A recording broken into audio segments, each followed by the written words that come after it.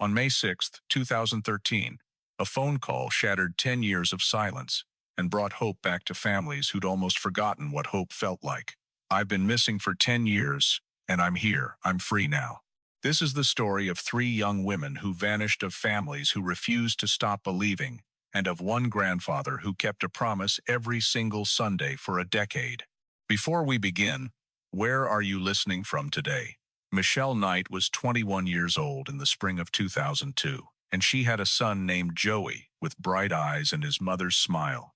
A little boy who was everything to her, who made every struggle worthwhile, who gave her a reason to keep fighting even when the world seemed determined to make her fail. But Joey wasn't with her, because the state had decided that Michelle wasn't stable enough, wasn't established enough, wasn't meeting whatever standards they'd set for what a good mother should be, and they'd taken custody, while Michelle worked to prove them wrong, to show them she could be exactly what her son needed. When Michelle had been with Joey before they took him away, she'd sing him to sleep every single night, and her voice wasn't good by any measure, off-key more often than not, forgetting lyrics or mixing up songs. But Joey had never cared about the quality of the singing, because it wasn't about that at all. It was about his mother's voice, about the warmth of her arms, about feeling safe in those quiet moments before sleep. She would stroke his hair gently, feeling his small body relax against hers, his breathing gradually slowing as exhaustion won out over his desire to stay awake just a little longer. And when she knew he was almost asleep, she would lean down, close, and whisper the same words every single night. "Sweet dreams, little man. Mama's right here." Those moments were the only times Michelle felt like she was doing everything right, like all the struggles didn't matter, because in those quiet seconds with her son falling asleep in her arms, she was enough. She was exactly what he needed. She was the mother she'd always wanted to be. August 23, 2002 was supposed to be the day that changed everything. The day when Michelle would walk into court and prove to everyone that she'd gotten her life together, that she was ready to be Joey's mother full-time again, that she deserved another chance. She left her cousin's house that Friday afternoon with her court papers folded carefully in her pocket, wearing the most professional clothes she owned, having practiced what she would say over and over until she could recite it, perfectly determined to make them see that Joey wasn't just some obligation but the entire center of her universe. She needed to get downtown to the courthouse, and she was walking along when someone pulled up beside her and offered her a ride. And Michelle, who was trying so hard to get to that hearing on time, who was nervous about being late, who had no reason to suspect anything was wrong, said yes and got into that car. She never made it to court. Amanda Berry's grandfather was the kind of man who believed that promises mattered more than almost anything else in life, that when you told someone you were going to do something, you followed through no matter how much time passed or how difficult it became. He'd made Amanda a promise when she was young. When she turned 17, he would give her something special, a 1986 Chevrolet Monte Carlo, a classic car built the exact year she was born, that he'd been slowly restoring in his garage piece by piece until it gleamed like something out of a dream. The car sat under a tarp in that garage, chrome polished to perfection, paint job pristine, everything perfect, and waiting for the day when Amanda would turn 17 and he could hand her the keys and see her face light up with joy. Amanda was 16 in April 2003, working evening shifts at the Burger King on Lorraine Avenue to save money, because she was responsible and forward-thinking, already planning for her future. Thinking about college maybe, or a planned career, or all the adventures she'd have once she had her own car and could drive wherever she wanted. Her mother, Luana Miller, had raised Amanda and her sister on her own, working hard to provide for them, making sure they had what they needed, even when money was tight, and Amanda had absorbed those lessons well, becoming the kind of teenager any mother would be proud of. April 21st was a Monday, and Amanda worked her usual evening shift, serving customers, helping in the kitchen when they got busy, probably thinking about her birthday tomorrow, about turning 17, about that Monte Carlo waiting in her grandfather's garage like a promise made tangible. When her shift ended at 8 o'clock that evening, she was tired the way anyone is after hours on their feet. But she was in good spirits, because tomorrow was going to be special. Tomorrow she'd be 17. Tomorrow everything would be a little bit different. She went to the payphone outside the restaurant and dialed her sister's number, and when her sister answered, Amanda said words that seemed so normal at the time, but would later feel like they should have somehow contained a warning. "I'm getting a ride home. See you soon." Just that, ordinary words, a routine end to a routine shift, nothing unusual, nothing alarming. Amanda Berry walked away from that Burger King and never made it home. Gina De Jesus was 14 years old in the spring of 2004, caught in that in-between time of adolescence where you're not quite a child anymore, but definitely not yet an adult, where you're figuring out who you are while everything feels both thrilling and frightening. She had a best friend named Arlene Castro, and they were inseparable in the way teenage girls often are, spending every possible moment together, sharing secrets and dreams, and all the small dramas that feel monumentally important when you're 14. Friday, April 2nd, school ended mid-afternoon and Gina and Arlene were together, probably walking and talking and enjoying the spring weather, when they decided to call Arlene's mother and ask if Gina could come over for a sleepover that night. They found a payphone and Arlene called her mother to ask permission, but the answer was no, not tonight, maybe another time, nothing dramatic about it, and so the two friends said goodbye. Arlene heading toward her house on Seymour Avenue, Gina starting the walk toward her own home. Around 3 o'clock that afternoon, someone saw Gina at that payphone standing there alone with her backpack, a 14-year-old girl probably thinking about homework or weekend plans. That was the last confirmed sighting of Gina De Jesus before everything changed. Michelle Knight never showed up for her custody hearing on August 23, 2002, and when the court officials realized she wasn't coming, they made a notation in their files, made assumptions that seemed logical from their perspective, and moved forward with Joey's case. Without her, the state proceeded with permanent foster care arrangements, believing that Michelle had given up, that the pressure had been too much, that she'd chosen to walk away rather than face the possibility of being told no again.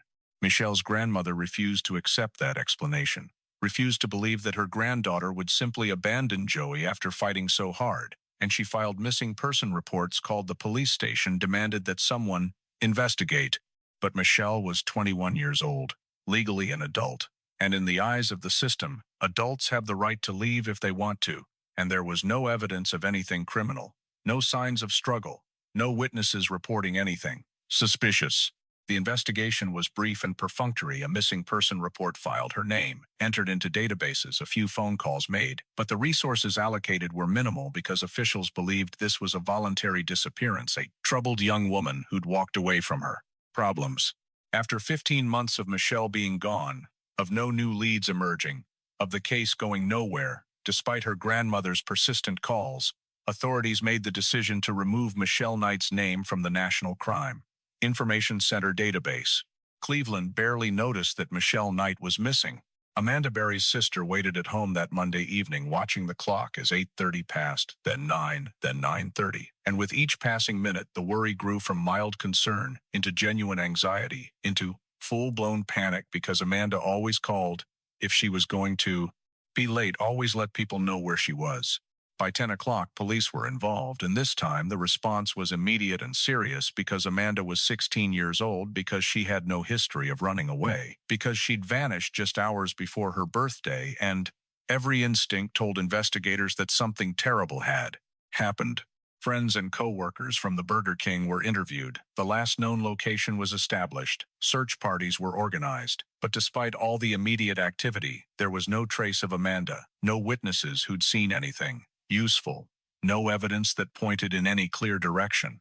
Then, 1 week after Amanda disappeared, Luana Miller's phone rang, and when she answered with the desperate hope of every mother whose child is missing, a man's voice said, "I have Amanda, she's fine, and she'll be coming home in a couple of days." The line went dead before Luana could ask questions, before she could beg for more information, before she could do anything except stand there holding a silent phone and trying to process what she'd just heard. The FBI took over the investigation, classifying it officially as an abduction, and Amanda's face went up on posters across Cleveland, across Ohio, eventually spreading further as the case gained attention. Luana Miller became a familiar figure on television screens, appearing on local news programs, national morning shows. Anywhere and everywhere she could tell Amanda's story and beg for someone, anyone, to come forward with information. America's Most Wanted featured Amanda's case in 2004. and the episode generated so many calls that they re-aired it in 2005 and again in 2006. Millions of viewers seeing Amanda's face, hearing her mother's desperate pleas.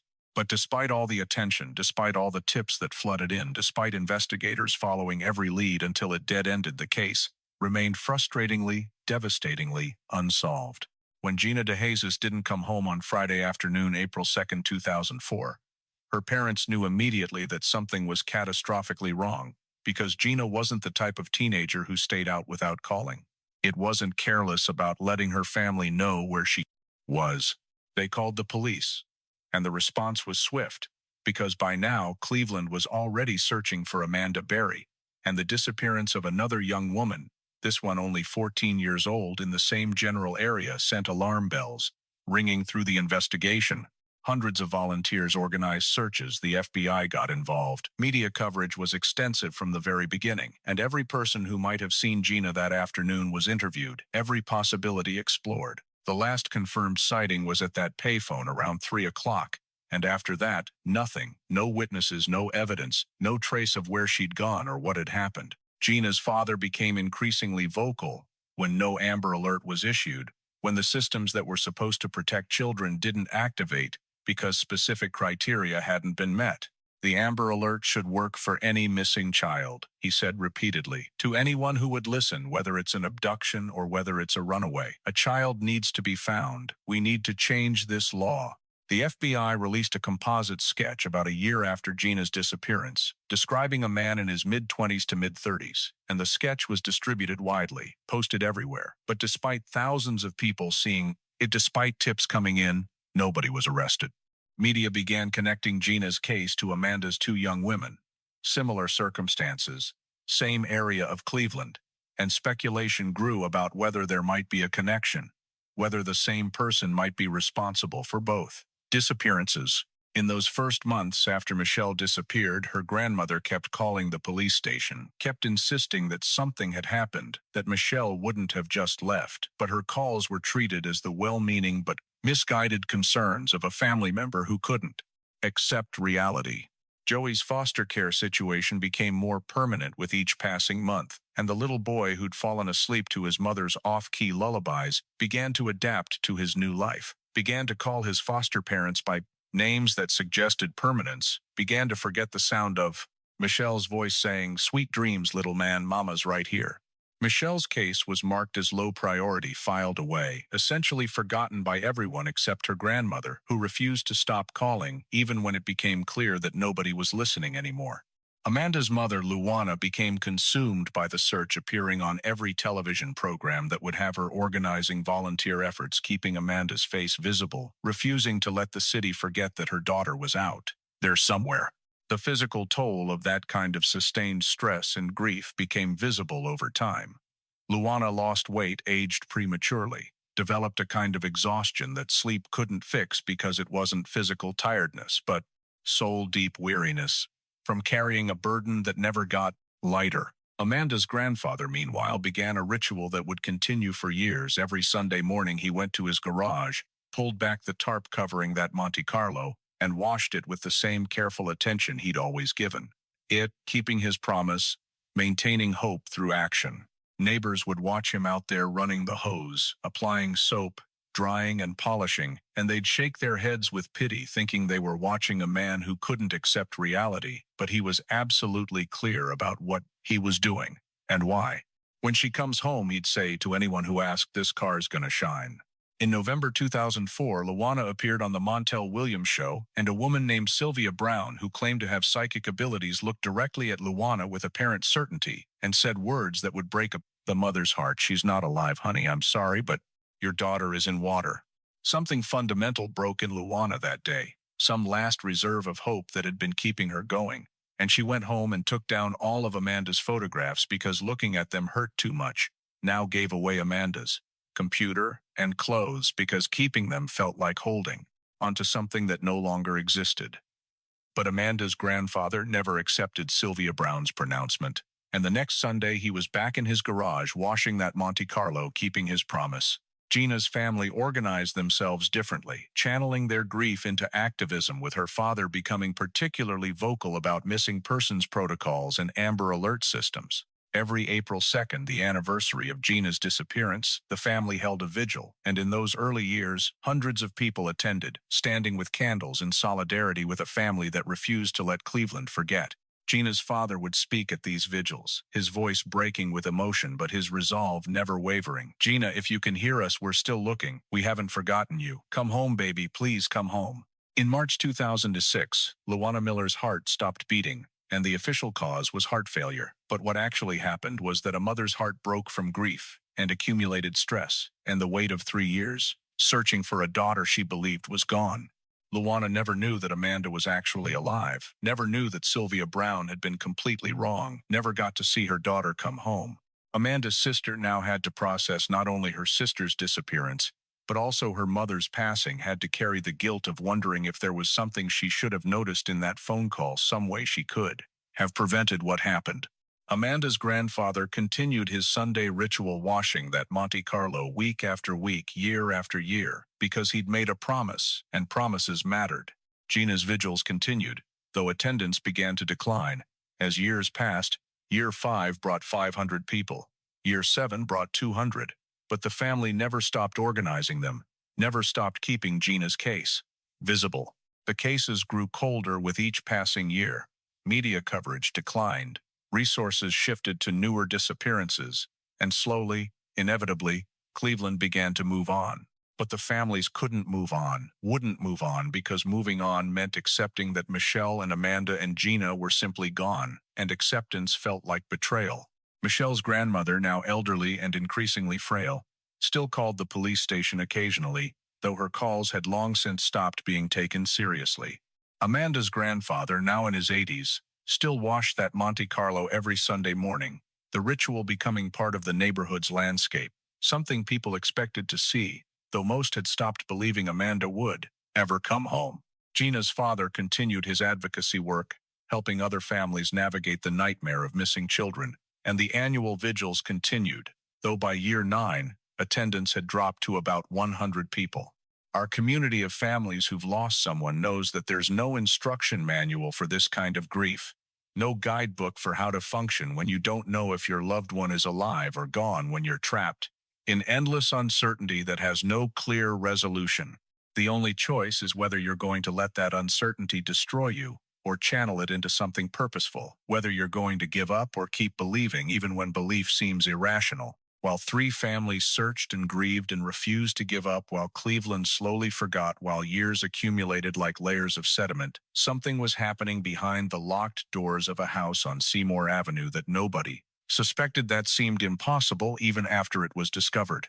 Michelle Knight had gotten into a car on August 23, 2002, trusting that someone was giving her a ride to the courthouse, and instead she was taken to a house, lured inside, taken to the basement, and locked in a room that would become her entire world for the next 11 years.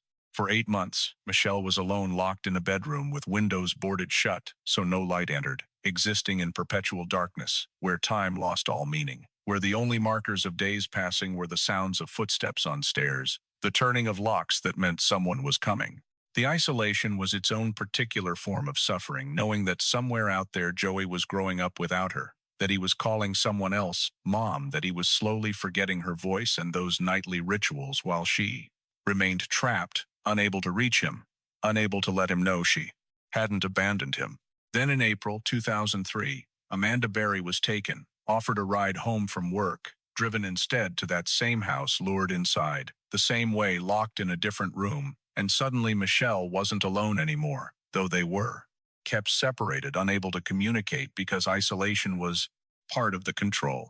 Amanda was 16 years old, still a minor, and her disappearance had triggered the kind of response that Michelle's hadn't. FBI involvement, national media attention, her mother's face on television begging for information, which meant the person holding them had to be more careful about maintaining the appearance of normalcy. And he was careful, extraordinarily careful, living a double life with such skill that nobody suspected anything was wrong. On Christmas Day 2006, Amanda went into labor in that locked bedroom, and Michelle was ordered to help deliver the baby with threats that if anything went wrong, the consequences would be severe. In a small inflatable swimming pool, Michelle, who had no medical training, no equipment, nothing but her hands and her determination, somehow managed to bring Jocelyn into the world. And when the baby stopped breathing, Michelle performed CPR and saved her life. Jocelyn became the fourth person trapped in that house, a child who would grow up knowing nothing except locked rooms and boarded windows, who would call her mother's captor daddy because she'd never been told anything different. Then in April 2004, Gina DeJesus was taken, completing a pattern that nobody had recognized because nobody was looking at the right person.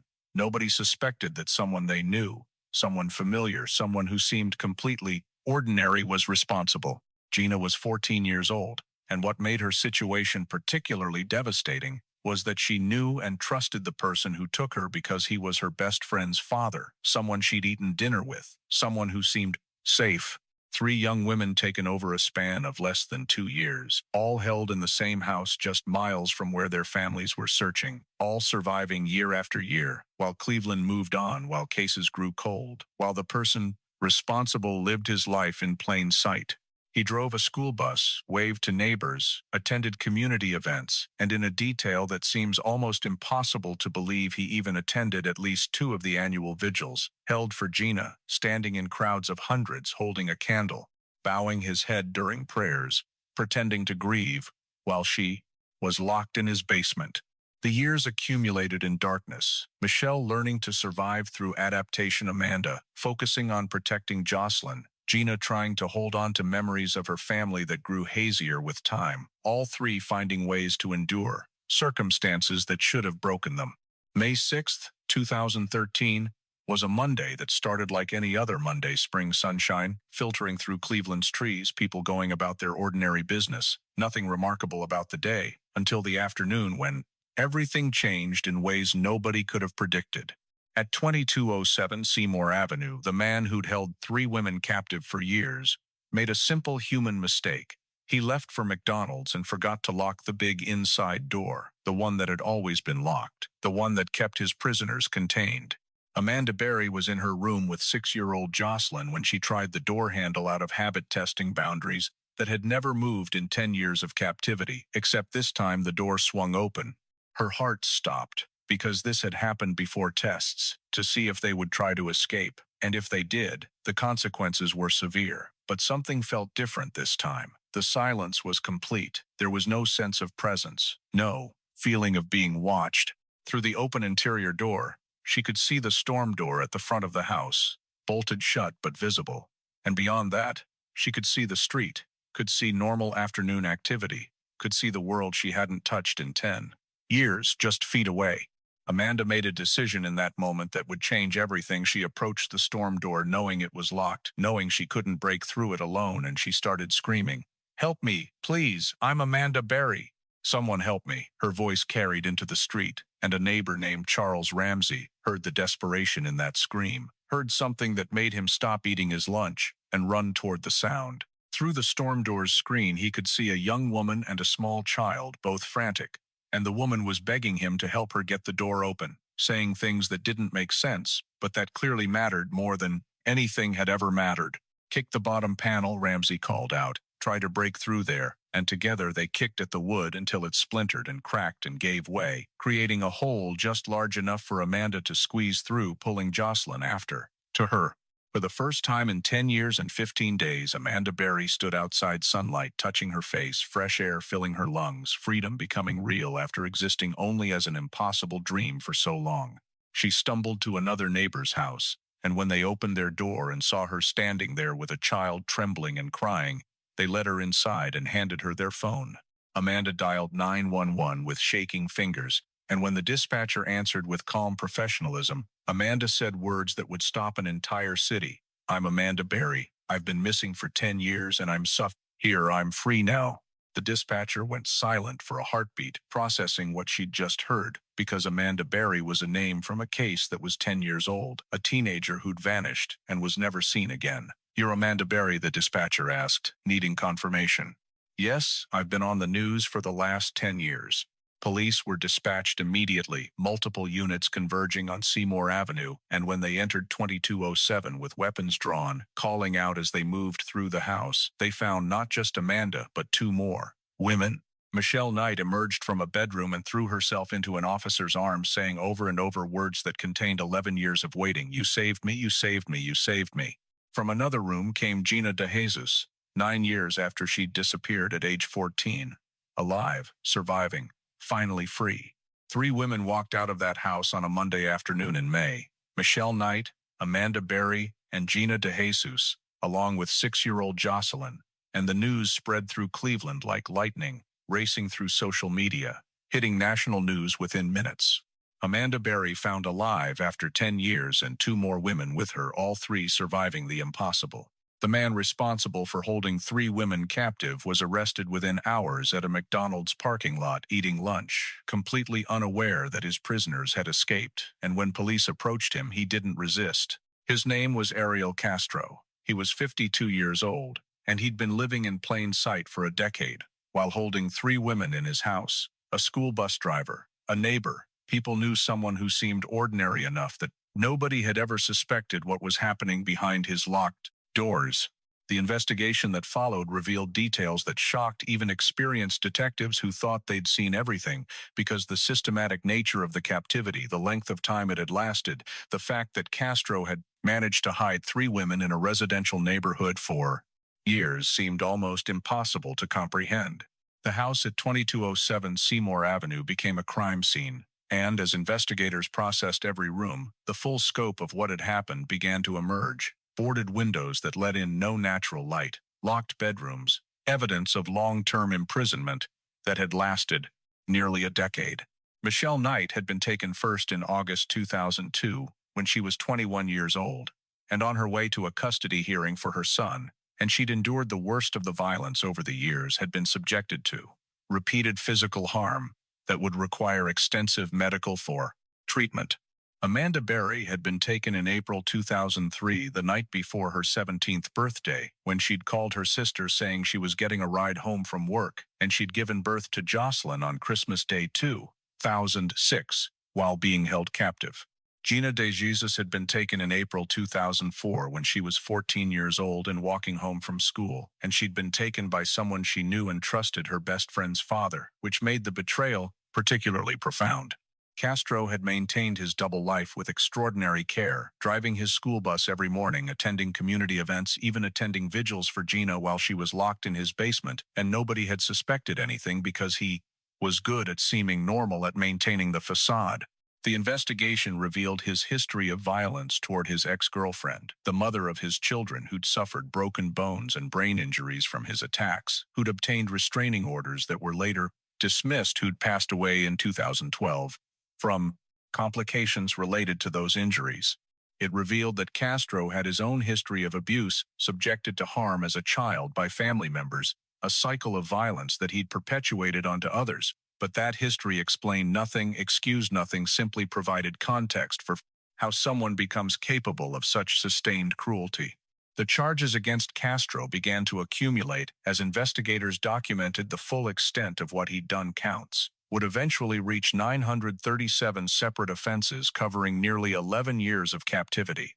The three women were taken to Metro Health Medical Center, where medical professionals evaluated their physical condition while counselors prepared their families for reunion, explaining that years of captivity change people, that patience and understanding would be essential.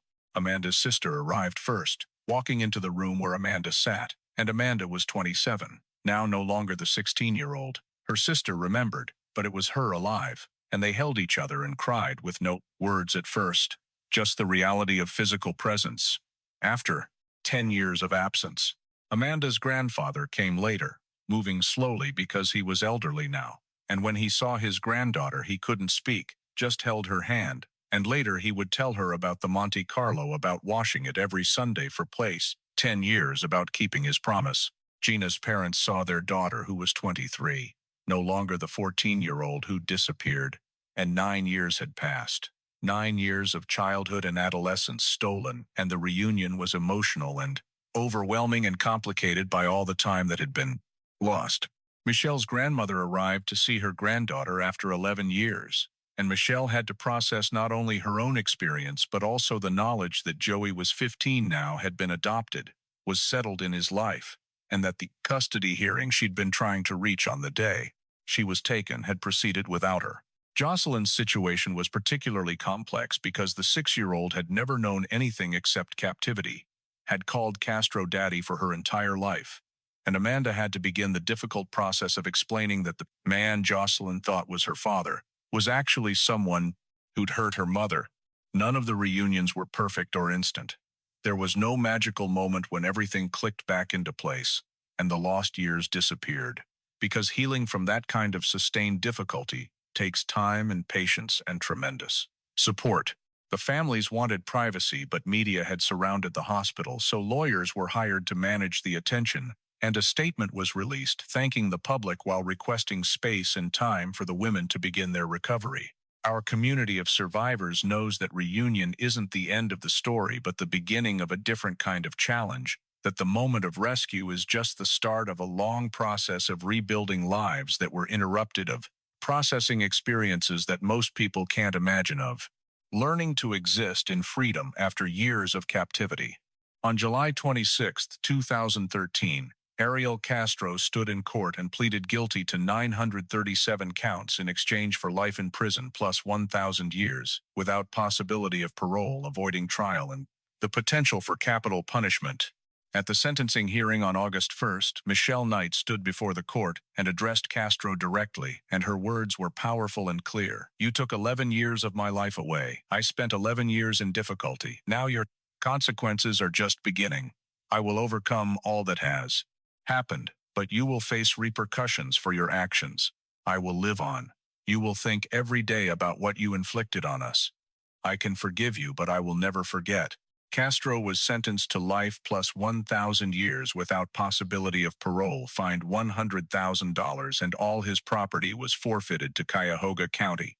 As part of the plea agreement, the house at 2207 Seymour Avenue would be torn down, erased from the landscape, transformed from a place of suffering into empty space that could become something else. On September 3, 2013, just 1 month into his sentence, Ariel Castro was found unresponsive in his cell, and he was pronounced gone at the hospital. The official ruling was self-inflicted, though later reports raised questions about the exact circumstances. He was 53 years old, and his remains were cremated and scattered at an undisclosed location, and with his passing, a certain chapter of the story closed, while another continued for the women who'd survived. Michelle Knight legally changed her name to distance herself from her past, got support to help process what she'd endured, needed facial reconstruction surgery, and deals with permanent hearing loss in one ear. And in 2016, she married, finding happiness and building a life that honors both her survival and her future. Her relationship with Joey remains something she navigates carefully. He was adopted while she was captive. He's settled with the family who raised him, and Michelle has chosen to respect that stability, leaving the door open for connection, if and when he chooses to pursue it as an adult. Amanda Berry received the Monte Carlo from her grandfather, and it needed restoration after sitting unused for a decade, and several automotive shops offered to do the work for free because the symbol of that promise kept mattered to the OTA whole community.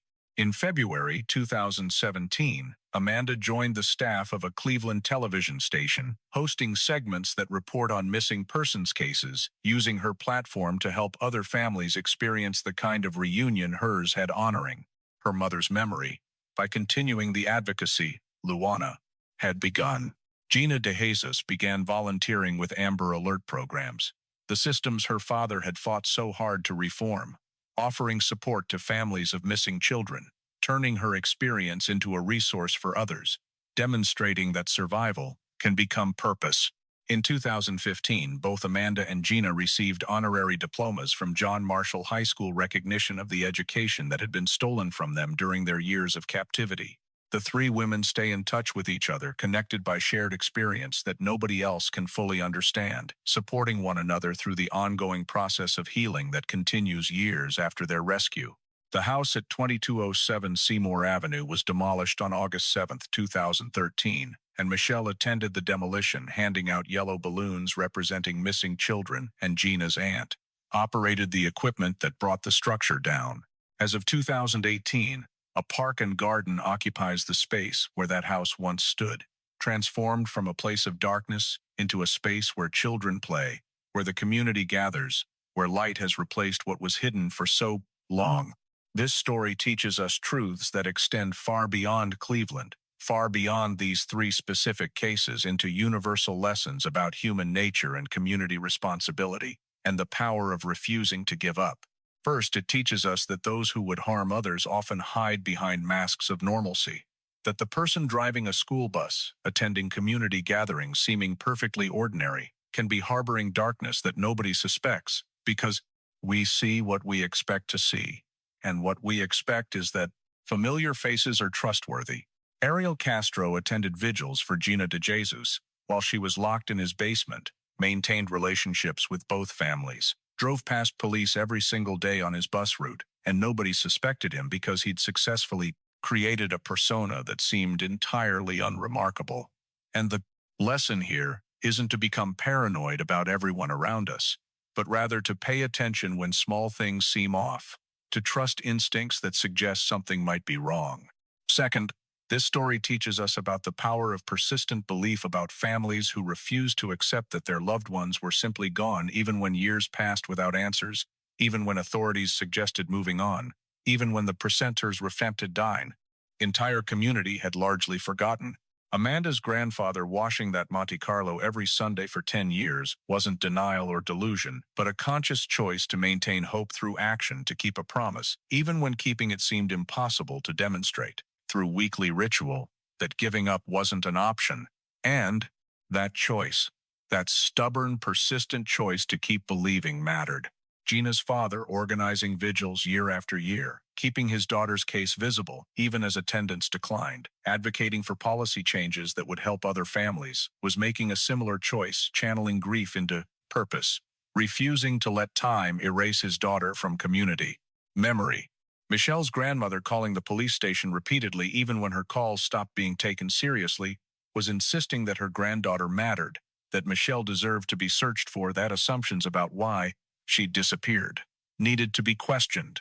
These acts of persistent belief didn't directly lead to the rescue that came from Castro's mistake of leaving a door unlocked, but they created conditions where rescue was possible, where systems were still in place to respond, where the women's names were still known, where community memory hadn't completely faded. Third, this story teaches us about survival and the complex psychology of enduring long-term captivity, about how people adapt to impossible circumstances in ways that might seem confusing to outsiders, but make perfect sense when you understand that adaptation is survival, that compliance can be a rational strategy when resistance means severe consequences. The three women survived through different approaches. Michelle by enduring and learning patterns, Amanda by focusing on protecting Jocelyn, Gina by trying to hold on to memories even as they faded, and all three developed various coping mechanisms that helped them stay alive year after year, when giving up would have been easier. Our community of survivors knows that judging these survival strategies from positions of safety and freedom is both unfair and inaccurate, because unless you've experienced sustained captivity, you can't fully understand the fourfold calculations behind every choice, every response, every adaptation that keeps you alive. Fourth, this story teaches us that recovery is long and complex and ongoing, that the moment of rescue is a beginning rather than an ending, that healing from years of difficulty takes years more, that support systems and patience and understanding are essential. Michelle needed reconstructive surgery and deals with permanent physical effects. Amanda has had to help Jocelyn understand a world the child never knew existed. Gina has had to reconstruct an identity from fragments because she was 14 when taken and 23 when freed, and all three demonstrate daily that survival continues long after physical freedom is achieved. Fifth, and perhaps most importantly, this story teaches us that one person's action can change everything. That Charles Ramsey, hearing screaming and choosing to help rather than ignore it, choosing to run toward the sound rather than away from it, directly led to three women and a child being freed from captivity. We live in a society where people often don't want to get involved, where we assume someone else will handle problems. And this story reminds us that sometimes intervention is necessary, that helping matters, that choosing to act when you hear someone calling for help can literally save lives.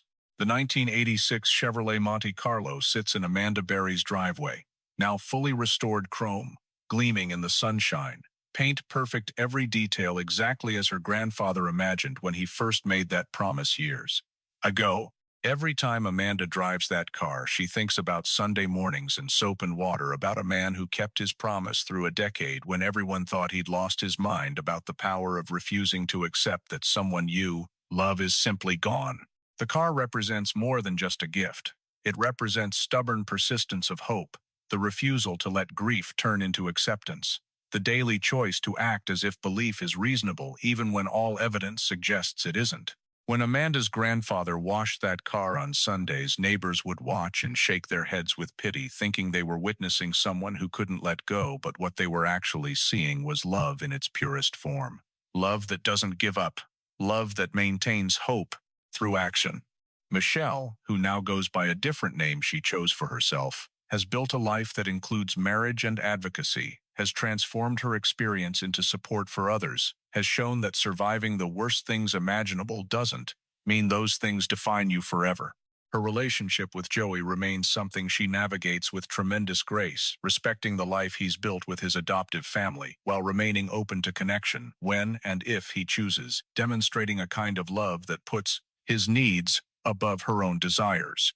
Amanda works in television, now reporting on missing persons cases, keeping faces from fading into background noise, helping other families experience the kind of reunion hers had, honoring her mother's memory by continuing the advocacy Luana began.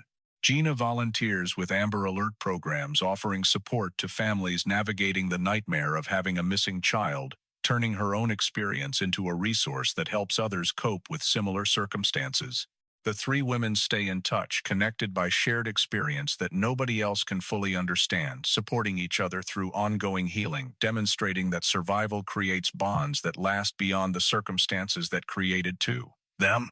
The house at 2207 Seymour Avenue is gone, demolished, and replaced by a park where children play, where the physical structure that held so much darkness has been transformed into a space for light, community. Cleveland carries this story forward in how it handles missing persons cases, now in how it supports families of the missing, in how it remembers the importance of paying attention, of listening when people say something is wrong, of not giving up even when years pass.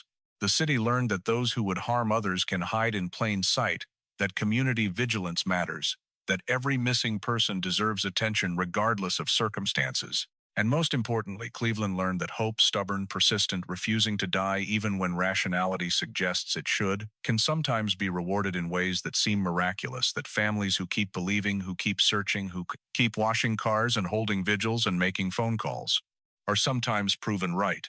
The story of Michelle Knight and Amanda Berry and Gina De Jesus is ultimately about the resilience of human beings, about our capacity to survive impossible circumstances, about our ability to find purpose in experiences that could have destroyed us. It's about families who loved deeply enough to never give up, about a grandfather's promise kept through doubt, about a father's advocacy that changed systems, about a grandmother's persistence that insisted her granddaughter mattered. It's about a neighbor who heard screaming and chose to help, about police who responded immediately, about a community that rallied when rescue became possible. And it's about three young women who walked out of darkness on a May afternoon, who survived years that should have broken them, who emerged, changed but not destroyed, who continue building lives that honor both what they lost and what they found in themselves. Life continues for Michelle and Amanda and Gina, different than it should have been, marked by years that can never be recovered, shaped by experiences that will always be part of who they are, but continuing nonetheless with purpose and meaning and strength. They are not victims anymore. They are survivors, advocates, women who've transformed darkness into purpose, who've chosen to help others rather than be defined only by what was done to them. And somewhere in Cleveland, another family with a missing loved one sees their story and finds reason to keep searching, to keep believing. Because if it happened after 10 years for these three women, then maybe it can happen again. Maybe giving up isn't necessary. Maybe hope can win. The car that waited, the grandfather who kept his promise, the women who came home, the families who never stopped searching. This is their story, and it continues, and it reminds us that even in the darkest circumstances, even after the longest time, even when everyone else has moved on, hope can survive. And sometimes, against all odds, hope can win.